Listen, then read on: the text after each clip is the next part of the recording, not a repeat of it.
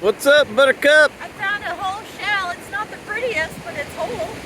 That's awesome. Kind of cool. It is cool. A lot of times they're pregnant. Yeah, that's a store. Nicely done. Down here at Tokeland.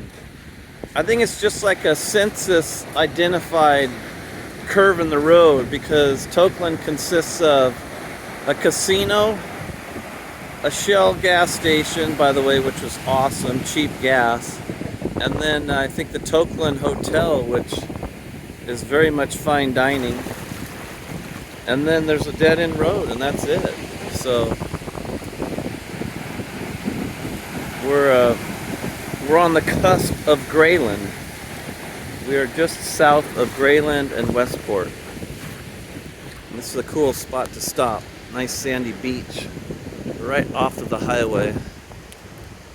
And we're literally like 25 minutes from Raymond, which is where Patient's dad and sister live. So this was an easy commute.